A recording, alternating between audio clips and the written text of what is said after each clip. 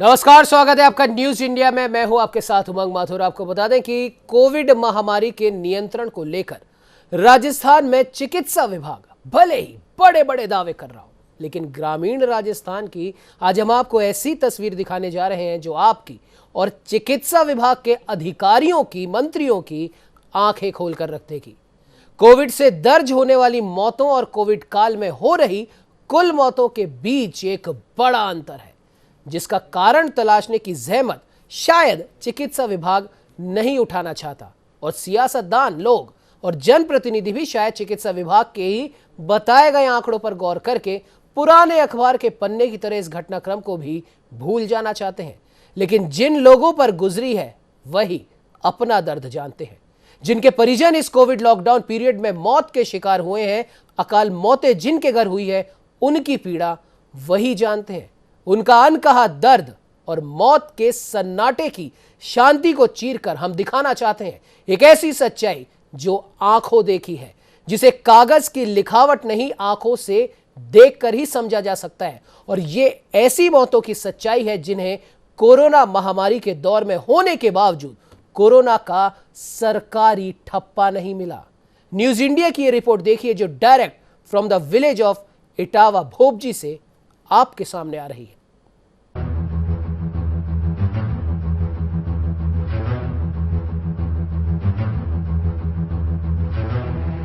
ये जयपुर जिले के चोमू में स्थित इटावा भोपजी गांव है। व्यापार के साथ ही खेती किसानी के लिए भी मशहूर इटावा भोपजी में आज सन्नाटा पसरा है। कोविड महामारी ने यहां जमकर तांडव मचाया। सरकारी आंकड़ों के अनुसार पिछले कुछ दिनों में कोरोना से यहां 55 मौतें हुई हैं और जयपुर से महज 55 किलोमीटर दूर चोमू में इटावा भोपजी की आबादी 15,000 के करीब है। तो वहीं बात करें अगर यहां की पीएचसी की, तो उसी के सरकारी रिकॉर्ड के मुताबिक प्राथमिक स्वास्थ्य केंद्र से कवर होने वाली जनसंख्या 31,958 है, जिनमें इटावा भोपजी के अलावा उदयपुरिया, अनंतपुरा, चिमनपुरा, बलेखंड, लोहरवाड़ा गांव भी आते हैं और यहां कुल 4,132 घर है। और अब तक 113 कोरोना पॉजिटिव रोगी यहां मिल चुके हैं, जिनमें से 107 सरकारी रिकॉर्ड में रिकवर भी हो चुके हैं और सक्रिय कोविड रोगी की अगर बात की जाए तो 5 अभी भी मौजूद हैं। 9 जून को यहां ILI यानी कि इन्फ्लुएंजा लाइक इलनेस के 42 केस मिले थे। चिकित्सीय टीम ने लोगों के अलग से 421 लैब टेस्ट करवाए, जिनमें से 55 की रिपोर्ट कोविड पॉजिटिव आई। और मौतों के आंकड़ों की अगर बात करें तो यहाँ 55 लोगों की मौतें रिकॉर्ड की गई हैं, जो कि चौंकाने वाली हैं। लेकिन इससे भी ज्यादा चौंकाने वाली बात यह है कि इनमें से कोविड से सिर्फ एक ही व्यक्ति की मौत दर्शाई गई है और वो भी उदयपुरिया का है। शेष मौतों को सामान्य मौत ही माना गया। हालांकि यहां मौतों का सिलसिला कोविड की पिछली लहर से ही जारी है। हम इस वक्त खड़े हैं राजकीय प्राथमिक स्वास्थ्य केंद्र इटावा भोपजी में, जहां भामाशाहों की ओर से इस अस्पताल को काफ़ी संसाधन जो हैं वो दान के अंदर दिए गए हैं, जिनमें अगर बात करें तो अस्पताल के लिए बेड की सुविधा से लेकर के चेयर्स तक जो है बैठने की, वो यहाँ भामाशाहों की ओर से दी गई है ताकि अस्पताल में बेहतरीन सुविधा हो सके। लेकिन बात करें तो चिकित्सा स्टाफ जो है उसकी कमी इस PSC को यहाँ भुगतनी पड़ रही है। एक शिफ्ट के अंदर यहाँ पर स्टाफ रहता है और उसके बाद में बात करें तो ताला लगा करके जो स्टाफ है वो चला जाता है। निश्चित रूप से ये चिंता की बात है। दूसरा, महिलाओं के लिए बात करें तो महिलाओं के लिए महिला चिकित्सक यहाँ पर जो है उसकी उपस्थिति नहीं है, क्योंकि सैंक्शन ही पोस्ट नहीं है। ऐसे में ग्रामीण जो महिला हैं वो निजी चिकित्सालय या अस्पतालों को जाने को मजबूर हैं। निश्चित रूप से जो कोरोना के जो केसेज हैं वो लगातार इस क्षेत्र के अंदर काफ़ी संख्या के अंदर आए और काफ़ी संख्या में यहाँ पर मौतें भी हुई हैं। लेकिन सरकारी रिकॉर्ड की बात करें तो इस PSC के तहत एक ही मौत जो है वो कोरोना के चलते रिकॉर्ड हुई है, जबकि ऐसे बहुत सारे केसेस थे जब किसी व्यक्ति को निमोनिया हो गया या फिर उसकी हार्ट बीट बढ़ गई या उसको हार्ट अटैक आया या फिर ऐसे संभावित जो लक्षण थे उन लक्षणों के बाद में बुखार आकर के मौतें हुई। लेकिन कई ऐसे पर्सन भी थे जिनकी जो मौतें हुई हैं, उन मौतों के बाद में जब उनके परिवार की जांच कराई गई तो उस परिवार की जांच के अंदर पता चला कि उनको कोविड रिपोर्ट जो है उनकी पॉजिटिव आई है। यानी जो व्यक्ति की मौत हुई है उसके निधन का कारण भी ठीक से पता नहीं चल पाया। इससे ग्रामीणों के अंदर, क्षेत्र के अंदर काफ़ी ज़्यादा खौफ का माहौल जो है वो आज भी देखने को मिलता है। अभी तक अपने जब से सेकेंड वेव में अपने कोरोना के 118 केस आ चुके हैं टोटल, जिसमें 107 अभी तक एक्टिव मतलब ठीक हो चुके हैं और अभी एट प्रेजेंट 9 केस अभी पेंडिंग है अपने, ठीक है। तो वो उनका घर पे इलाज चल रहा है, उनको कोई वैसे दिक्कत नहीं है, होम क्वारंटाइन है सारे के सारे। उसके अलावा जन जागरूकता में अपने घर घर सर्वे किया जा रहा है, तो हर वीक में मतलब एक बार सर्वे कंप्लीट हो जाता है। तो अब तक कम से कम भी 4 या 5 बार सर्वे हो चुका है अपने। एंटीजन टेस्ट किट के माध्यम से एंटीजन टेस्ट में यह है कि हमारे एक तो यहाँ पे जो पेशेंट आते हैं यहाँ पे ओपीडी बेसिस पे, तो पर डे के अपन 10 पेशेंटों के अपन लगभग कम से कम भी 10 पेशेंटों के रैपिड एंटीजन टेस्ट करवा रहे हैं। ये है इटावा भोपजी के प्रसिद्ध ज्योतिर्विद पंडित ओम प्रकाश शर्मा का निवास। कोरोना काल में हाल ही में उनका निधन हो गया। कारण कुछ पता नहीं चल पाया, लेकिन जब परिजनों ने खुद जाकर अपना कोविड टेस्ट करवाया तो वो पॉजिटिव निकले और अब परिजनों को ये डर है कि ओम प्रकाश शर्मा की भी शायद कोरोना से ही मौत हुई होगी।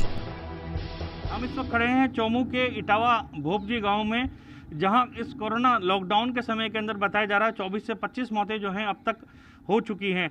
हालांकि सरकारी रिकॉर्ड के अंदर देखें तो कोरोना से केवल एक मौत जो है वो दर्शाई गई है। यहाँ के सरपंच प्रतिनिधि ममता मोहन बराला भी हमारे साथ मौजूद हैं। सर, कितनी मौतें इस लॉकडाउन पीरियड के अंदर हुई हैं और क्या कारण बताया गया? सर, इस लॉकडाउन लगने के बाद में आज दिनांक तक 24 मौतें यहाँ पे हो चुकी हैं जो ऑन रिकॉर्ड हैं, लेकिन इनके अंदर जो पॉजिटिव हैं तो पॉजिटिव से कोई मृत्यु नहीं हुई है। अपने पास में उदयपुरा गांव है, तो अपने पीएचसी के इटावा पीएचसी के नीचे आता है, तो वहाँ पे एक पॉजिटिव से मृत्यु हुई है। बल्कि इटावा भोपजी में जो मृत्यु हुई है, अब ये ओम प्रकाश जी जिनकी मृत्यु हुई है, तो इन मृत्यु हॉस्पिटल में लेकर के मृत घोषित कर दिया आधे घंटे के अंदर। जब हिंदू रीति रिवाज के अनुसार जब गंगा जी लेके जाते हैं, तब इनके परिवारजनों ने जब जांच करवाई चोमू जा करके, तब भी पता चला कि उनकी मिसेज और उनके बेटे की बहू वो पॉजिटिव आई। तब यह शंका जाती है कि गवर्नमेंट को जिस स्तर पे जो जांचें करनी चाहिए उस स्तर पे जांचें नहीं करवाई।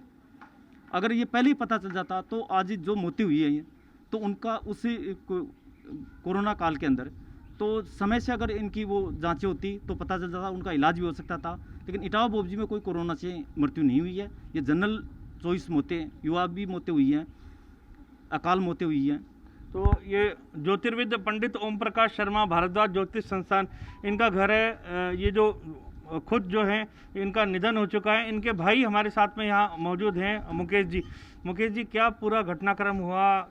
पता भी नहीं लग पाया, कैसे मृत्यु हुई? नहीं, ये इनको दिखाने के लिए चोमू ले इनके जीव उड़ा रहा। हालांकि इटावा भोपजी में स्थानीय नागरिक 24 से 28 मौतें होना ही बताते हैं, तो वहीं पीएचसी का रिकॉर्ड 21 मौतों की जानकारी देता है जो यही गांव में हुई। हालांकि इसका कारण कोरोना को नहीं बताया गया है, लेकिन ये वो मौतें हैं जो अप्रैल से जून 2021 के मध्य महज 3 महीने में ही हुई हैं। इटावा भोपजी में मृत लोगों के नाम और तारीख: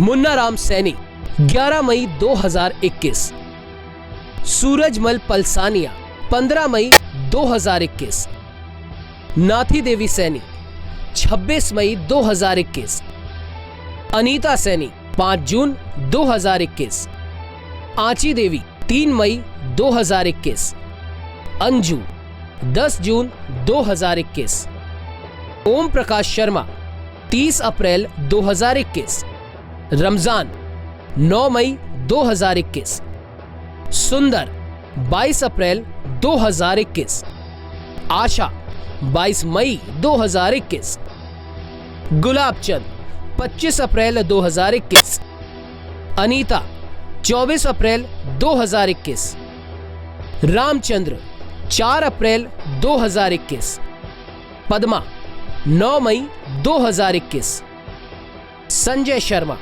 18 मई 2021, सेडूराम 9 मई 2021, नंदूराम 9 मई 2021, चौथूराम बुनकर 28 मई 2021, आंची देवी 6 मई 2021, रामस्वरूप 6 मई 2021, नरसीराम बुनकर 13 मई 2021।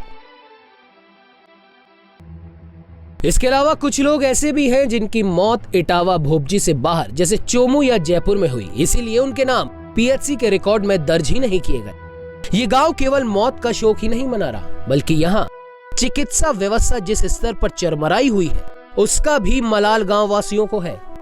यहाँ पीएचसी को स्थानीय ग्रामवासियों और भामाशाहों ने दान देकर बेड और कुर्सियों तक की व्यवस्था करवाई, लेकिन यहाँ पर स्थायी चिकित्सक और पर्याप्त स्टाफ तक नहीं है। और इतना ही नहीं, अचरज की बात यह है कि यहाँ महिला चिकित्सक का तो पद भी सृजित नहीं है। पानी की पीने की पानी की बात करें तो आरा वगैरह यहाँ पे भामाशाह के द्वारा लगाई गई है। जो विजिटर्स के लिए चेयर है, पेशेंट के लिए चेयर है, वो भी भामाशाहों के सहयोग से यहाँ पे लगाई गई है। बेड्स वगैरह की सुविधाएं भी यहाँ पे भामाशाहों के द्वारा करवाई गई है। इन फ्यूचर भविष्य में कोई भी और पास्ट में भी कभी भी कोई ज़रूरत पड़ी किसी भी तरह की तो ये गांव हमेशा तत्पर रहता है। लेकिन हमारे यहाँ शुरू से एक कमी अखर रही है, फीमेल चिकित्सक की कमी। यहाँ पे बिल्डिंग वगैरह सब कुछ बना हुआ है, लेकिन उसके बावजूद भी आज एक महिलाओं के लिए जो चिकित्सा अधिकारी होना चाहिए उसकी व्यवस्था नहीं। हम इस वक्त खड़े हैं चौमू के इटावा भोपजी में स्थित पीएससी के अंदर, जहां भामाशाहों के सहयोग से काफ़ी कुछ जो है अस्पताल को दिया गया है और क्षेत्र के जो ग्रामीण हैं वो इस अस्पताल की सुविधाओं की बेहतरी के लिए लगातार प्रयास करते हैं। बात करें, अगर 6 बेडेड ये अस्पताल है जिसमें 12 बेडेड आज मौजूद हैं और विशेष बेड जो है वो भी यहाँ पर वही वाला रखा गया है और ये भामाशाहों के सहयोग से है। इसके साथ ही अस्पताल के अंदर एक महिलाओं का वार्ड जो है वो यहाँ पर है, लेकिन एक परेशानी यहाँ पर ये है, बड़ी कमी यहाँ पर ये महसूस होती है ग्रामीणों को कि महिला चिकित्सक जो है वह यहाँ पर उपलब्ध नहीं है। यदि महिला चिकित्सक होगी तो क्षेत्र के जो ग्रामीण महिला हैं उनको आने में आसानी होगी, कहीं ना कहीं संकोच भी रहता है महिलाओं के अंदर। सर क्या कहते हैं इस बारे में? सर हम काफ़ी लंबे समय से इस बात को उठा रहे हैं कि कम से कम हमारा ये काफ़ी एरिया कवर करता है ये गांव, और एक महिला चिकित्सक का होना सर बेहद ही ज़रूरी है। एक कमी हमें बहुत दिनों से अखर रही है। सरकार से भी हम यही मांग करेंगे कि कैसे भी हो, रास्ता कैसे भी निकालें, लेकिन एक महिला चिकित्सक की यहाँ पे नियुक्ति होनी चाहिए सर। धन्यवाद सर। सर ये गायनेकोलॉजी की जो समस्या आती है, प्रसूति से संबंधित समस्या आती हैं और दूसरा बहुत सारी बातें होती हैं जो एक महिला चिकित्सक के सामने शेयर। महिला चिकित्सक का स्टाफ जो है कितने समय से ये डिमांड चल रही है? सर ये शुरू से ही पीएचसी से बना है और आदर्श पीएचसी बनने के बाद में जो सुविधाएं होनी चाहिए आदर्श पीएचसी की, वो आदर्श पीएचसी की सुविधाएं ग्रामीण जनों को नहीं मिल पा रही है। और महिला चिकित्सक का होना यहाँ पे बहुत आवश्यक है, क्योंकि आज 35,000 के लगभग आबादी के क्षेत्र के अंदर एक ये पीएचसी बना हुआ है, 4 सब सेंटर हैं, लेकिन मेन NH-52 के ऊपर ये जो बना हुआ है तो काफ़ी लोग दूर दूर से आते हैं, उम्मीद करते हैं कि इटावा भोपजी के अंदर पीएचसी का में हमें सारी सुविधाएं मिल पाएगी, लेकिन गवर्नमेंट की तरफ से जो आदर्श पीएचसी को जो सुविधा मिलनी चाहिए वो सुविधाएं नहीं मिल पा रही है। आपको सरपंच है, कब से ये मांग उठाई जा रही है, क्षेत्र के ग्रामीणों का क्या कहना है? सर मेरी मिसेज, मैं सरपंच प्रतिनिधि हूँ, ममता बराला सरपंच यहाँ ग्राम पंचायत इटावा भोपजी की हैं, तो 2010 से सरपंच है, तो तभी से ये मांग उठाई जा रही है कि महिला चिकित्सक यहाँ पे लगाई जाए। और आदर्श पीएचसी जब 15-16 में हो गई थी तो हमें उम्मीद भी थी कि गवर्नमेंट हमें ये पोस्ट बढ़ाएगी, लेकिन अभी तक इस चीज़ का हमें फ़ायदा नहीं मिल पा रहा है।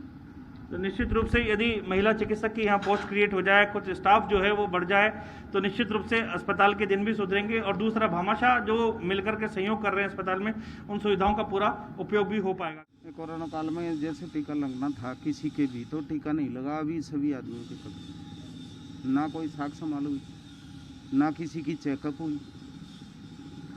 ये कहना था मेरा। टीके के लिए आपने मांग करी, आप आए तो क्या कहा जाता है इधर? भाई आया हुआ नहीं है, मतलब वैक्सीन आई हुई नहीं है। महिला चिकित्सक की कमी के अलावा यहाँ कोरोना वैक्सीनेशन की अगर बात की जाए तो 3,409 लोगों को पहली डोज लगी है, जबकि 504 लोगों को कोविड की दूसरी डोज लगाई जा चुकी है और इस तरह कुल 4,458 डोज ही लगाई गई है, जबकि यहाँ आबादी जो कवर होती है वो करीब 32,000 है। इससे वैक्सीनेशन प्रतिशत का अंदाजा आप खुद लगा सकते हैं। उसमें भी युवा वर्ग में आने वाले 18 से 44 आयु वर्ग को तो वैक्सीन की डोज तक मयस्सर नहीं हो पा रही। इसके 21 जून से ही लगने की बात कही जा रही है। हमारे साथ में इटावा भोपजी गांव के पूर्व सरपंच भगवान सहाय यादव जी भी यहाँ मौजूद हैं। सर अस्पताल की बात करें, चिकित्सा सुविधाओं की बात करें, कोरोना काल में क्या सुविधा है, क्या कमी खलती है? राज्य सरकार की तरफ से जो भी उपलब्ध सुविधा इस गांव में है, उस सुविधा के अंतर्गत आने वाले कर्मचारी अधिकारियों ने तो ईमानदारी से इसका अपना कार्य किया है। बाकी वैसे सुविधा, चिकित्सा सुविधा की जो है जो कमी है, महिला चिकित्सक नहीं है, स्वीकृत स्टाफ है वो भी पूरा प्राथमिक स्वास्थ्य केंद्र के अंदर यहाँ पर नहीं है। तो हमारी सबसे पहली मांग तो ये है कि ये जो स्वीकृत पद हैं उनको तुरंत भरा जाए और एक महिला चिकित्सक का पद सर्जित किया जाए, क्योंकि इस गांव की आबादी 15,000 के लगभग है। आसपास के 4-5 गांव हैं, वो भी जो है जो इसी पे निर्भर हैं। तो 30-40 हज़ार की आबादी में कोई महिला चिकित्सक नहीं है।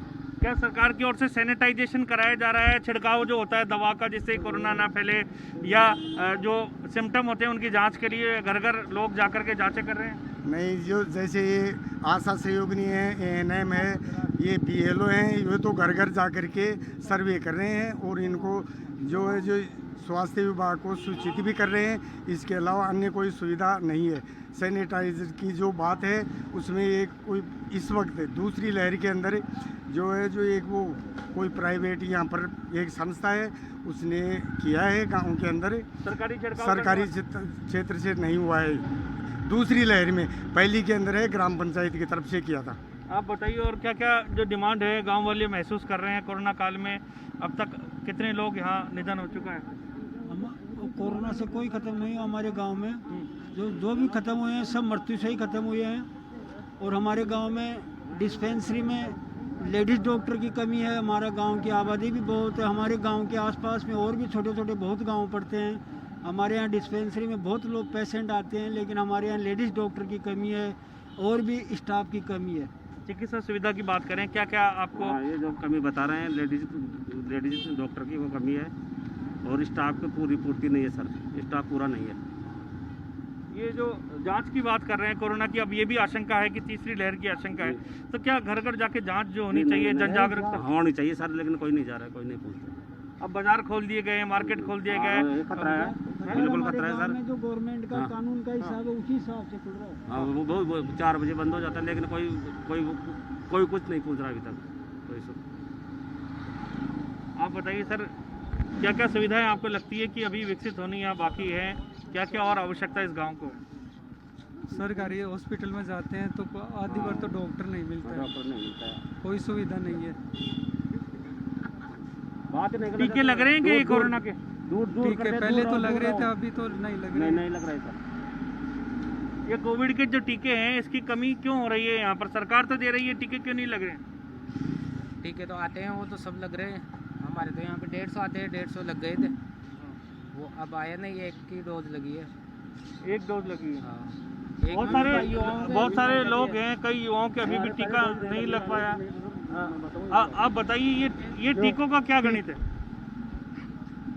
15 प्लस वो 45 प्लस वालों के सबके जो है जो टीके लग गए हैं।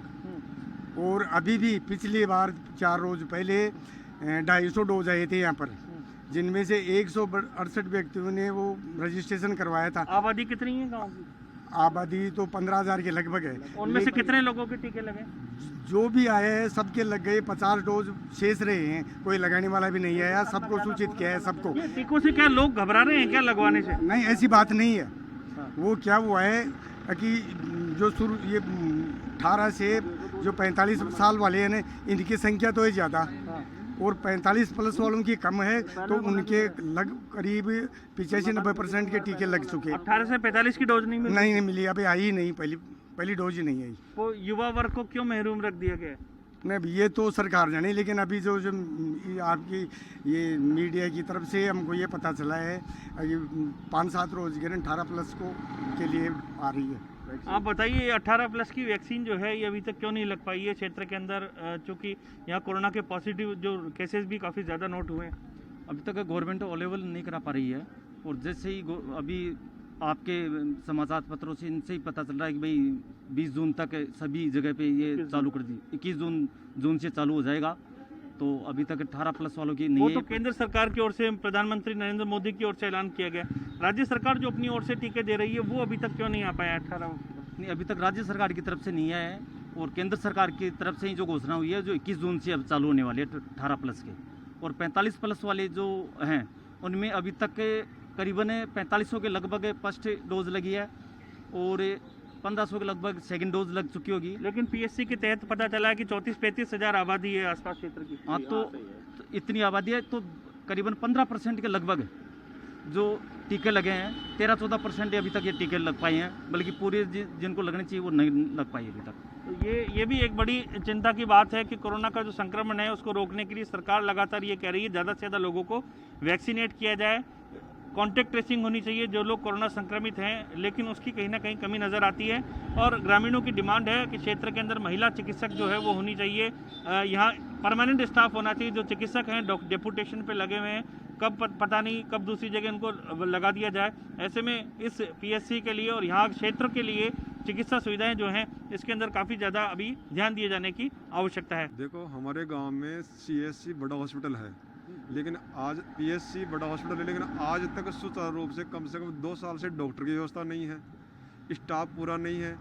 रात को यहाँ किसी की ड्यूटी नहीं रहती है, सिर्फ 5 बजे तक या 4 बजे तक ही ड्यूटी यहाँ गवर्नमेंट कर्मचारियों की रहती है हॉस्पिटल के अंदर। उसके बाद में चाहे कोई आओ कोई जाओ, किसी का कोई लेना देना नहीं है, चाहे मरो चाहे जियो, न कोई संभालने वाला है और न कोई देखने वाला है। जब भी कोई पेशेंट 5 बजे के बाद आता है तो उसको या तो चोमू जाना पड़ता है या फिर जयपुर जाना पड़ता है। हमारे गांव की ये स्थिति करीब 2 साल से है। इतना बड़ा गांव है लेकिन कोई व्यवस्था इस गांव में हॉस्पिटल की नहीं है। सही बात है। जो दूसरी लहर आई इसमें कितने लोगों की मौत चली गई? इसमें कम से कम 15 से 20 आदमी की मौत हो चुकी है, लेकिन वो भी रिकॉर्डेड आज यहाँ हमारे हॉस्पिटल में नहीं है। कितने आदमी मरे हैं और कौन कौन मरा है। न यहाँ कोई कोविड की अच्छी ढंग से कोई कोविड सेंटर बना रखा है। देखिए, वैसे तो हमारे गांव में रिकॉर्डेड कोरोना से तो कोई मौत हुई नहीं है इस सेकेंड लहर में, लेकिन वैसे लगभग 28 के लगभग लोग मरे हैं। उनमें कुछ बुजुर्ग भी हैं, कुछ जवान भी हैं, लेकिन कोरोना के हिसाब से जो कोरोना रिकॉर्डेड होता है उससे सरकारी रिकॉर्ड में नहीं हो रहा, एक भी मौत नहीं हुई। लेकिन सिम्टम कई लोगों में होता है। सिम्टम तो खूब लगभग 42-43 लोगों में आए, लेकिन एक जांच में तो क्या है कि सप्ताह में एक बार जांच होती है, होती है नहीं होती थी। जांच पे भरोसा है क्या कि जांच रिपोर्ट सही आ रही है? अब जांच रिपोर्ट को कैसे माने तो सही भाई, वो सही है, क्योंकि जो बीमार है वो तो निगेटिव आ रहा है और जो बीमार नहीं है वो पॉजिटिव आ रहा है। जिसके कोई सिम्टम्स दिखाई नहीं दे रहे वो तो पॉजिटिव है, और जिसके सिम्टम्स दिखाई दे रहे हैं वो पॉजिटिव नहीं है, वो निगेटिव है। इटावा भोपजी गांव की निवासी पद्मा की मौत 9 मई 2021 को हुई थी। उन्हें घबराहट और बीपी की शिकायत हुई थी। फिर बताया गया कि हार्ट अटैक से उनका निधन हुआ। घर में एक शादी भी थी और देखते ही देखते खुशियां मातम में बदल गई। ये मौत कोविड लॉकडाउन काल में 1 महीने पहले ही हुई है। जांच रिपोर्ट में हालांकि कोविड नेगेटिव आया। न्यूज इंडिया की टीम ने मृतक पद्मा देवी के परिजनों से की खास बातचीत। इटावा भोपजी में कई लोग ऐसे हैं जिनका निधन हो गया है, लेकिन कारण तक पता नहीं चल पाया किस वजह से निधन हुआ। एक महिला का इसी प्रकार से इस मकान के अंदर जो है निधन हुआ है। आप बताइए, आप क्या लगते हैं उनके? हम दो रानी। क्या नाम था उनका? पद्मा शर्मा। क्या हुआ था उनको? उनके बीपी होके हार्ट अटैक हो गया। अच्छा, ये अभी कितने दिन पहले की घटना है? ये अभी 1 महीने पहले की है। तो कोरोना की जांच करवाई थी? हाँ, करवाई थी। तो जांच में आया कुछ रिपोर्ट में? नहीं, नेगेटिव थी। और खांसी जुकाम था, बुखार था? नहीं, बुखार तो नहीं, जी घबराया था उनका, वैसे कुछ नहीं था। एक महिला थी, उनका जी घबरा करके और जो डेथ है वो यहाँ पर रिकॉर्ड हुई है। बताया बीपी भी जो है उनका बड़ा था, लेकिन कोविड की जांच में वो पॉजिटिव नहीं आया। लेकिन स्थानीय अगर ग्रामीणों की माने तो इस प्रकार के बहुत सारे केसेस हैं जो इस लॉकडाउन पीरियड के अंदर क्षेत्र के अंदर हुए हैं। ऐसी 24 से 25 जो लोगों की मौत है वो बताई जा रही है कि इस इलाके के अंदर हुई है। लोगों के अंदर ये लॉकडाउन जो पीरियड रहा और कोरोना का जो काल रहा, इसके अंदर काफ़ी ज़्यादा खौफ है। उसी के चलते काफ़ी कम लोग जो हैं वो अपने घरों से या तो बाहर निकलते हैं, ज़्यादातर लोग अपने घरों के अंदर है। निश्चित रूप से एक चिंता की बात है कि जो जांच होनी चाहिए, कॉन्टैक्ट ट्रेसिंग होनी चाहिए, लगातार वो नहीं हो रही है, और उसके चलते इस प्रकार की जो घटनाएं हो रही हैं उनको लेकर के ग्रामीणों में एक खौफ का माहौल बना हुआ है। हालांकि मौत के क्या वास्तविक कारण रहे ये पूरा इन्वेस्टिगेशन के बाद ही सामने आ सकता है। बहरहाल चोमू विधायक रामलाल शर्मा विधानसभा तक इटावा भोपजी और हस्तेड़ा की पीएचसी को सामुदायिक स्वास्थ्य केंद्र में क्रमोन्नत करने की मांग उठा भी चुके हैं, क्योंकि इन केंद्रों में काफी संख्या में मरीज इलाज के लिए आते हैं। और गोविंदगढ़ ब्लॉक में प्राथमिक स्वास्थ्य केंद्र इटावा भोपजी में आपको जानकारी के लिए बता दें कि सबसे अधिक मरीज आते हैं। लोगों की सुविधा के लिए इन दोनों स्वास्थ्य केंद्रों को सामुदायिक स्वास्थ्य केंद्र में क्रमोन्नत किया जाना जरूरी है। चिकित्सा मंत्री ने भी माना था कि गोविंदगढ़ ब्लॉक में इटावा भोपजी प्राथमिक स्वास्थ्य केंद्र में सबसे अधिक मरीज आते हैं। इन प्राथमिक स्वास्थ्य केंद्रों पर मरीजों की संख्या को देखते हुए जरूरत के अनुरूप अतिरिक्त चिकित्सकों की नियुक्ति शीघ्र ही करके जनता को राहत देने की बात कही तो गई थी, लेकिन नतीजा वही ढाक के 3 पार। गांव में स्वास्थ्य सुविधाओं के नाम पर इसके अलावा और कुछ नहीं है। कोविड में घर घर जाकर एंटीजन और आरटीपीसीआर से लोगों की जांच तक नहीं हुई है, लेकिन बड़ी संख्या में यह लोगों की मौत जरूर हो चुकी है। अब आप खुद अंदाजा लगा सकते हैं कि सरकारी आंकड़ों में और ग्राउंड जीरो के आंकड़ों में कितना बड़ा अंतर है। लेकिन सवाल यही है कि आखिर क्यों सरकार आंकड़े छुपाना चाहती है और लापरवाही दिखाना चाहती है। न्यूज इंडिया के लिए इटावा भोपजी जयपुर से नीरज शर्मा की ग्राउंड रिपोर्ट।